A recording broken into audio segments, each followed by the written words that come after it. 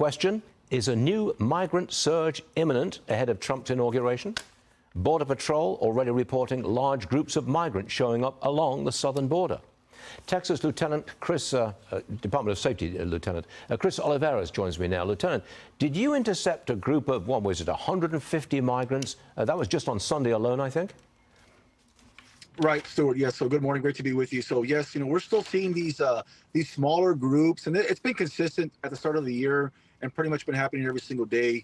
But this particular group that we were able to apprehend on Sunday was over 150, and in that group, we're seeing more of these unaccompanied children. There were 20 unaccompanied children and also 6 special interest immigrants from Afghanistan. So anytime we come across anybody from adversarial countries, especially from the Middle East or even West Africa, it does cause, just raise some red flags, because these individuals, we don't know exactly, why they want to come to the United States, where they're going to end up, what their background is because of the current vetting process. But these smaller groups we are seeing, especially in the Eagle Pass, Texas area, and with those groups, we're seeing more unaccompanied children and also more special interest immigrants that we've been seeing pretty much that's been consistent throughout the year. But those people, the 150 that you intercepted, they're now in America, I take it. They stay.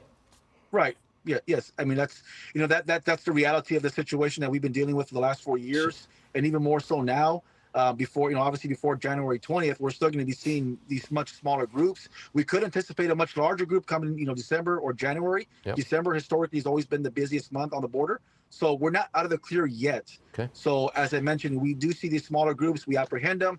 We turn them over to Border Patrol. If we're able to file or arrest them for a state charge, then we'll take them to jail. We'll take them to our jail, and we'll place them in jail. But of course, for the most part, a lot of these apprehensions, we'll turn them over to Border Patrol where they get processed and then get released to the country. This Tren de Aragua gang is now operating in 16 states.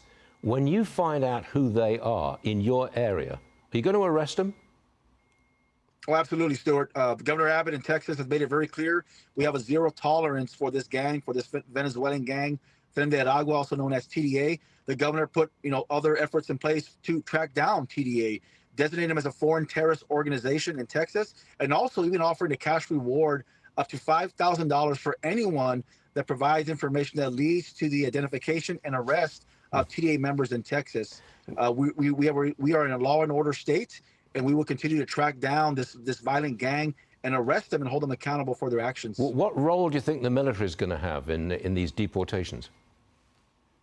That's a good question, Stuart. I mean, right now, even military that's been on the border, even, for years now, and even more so now, what they usually do, the federal, as far as federal soldiers on federal orders, they're helping Border Patrol gather intelligence, monitoring cameras, but I think moving forward, you can use the military in a more strategic manner, place them on the border like we've done with our National Guard soldiers in Texas, who has done a phenomenal job in protecting our state and securing our border. But you can use them to actually observe activity on the border. They can monitor, cameras. They can also provide security at some of these detention facilities as they do carry out these mass deportations, and even help process, help alleviate some of these federal resources and get the agents back out to the field. Lieutenant, thanks for being with us. I got to go. I've got an important news announcement we've just got, so we will see you again very soon.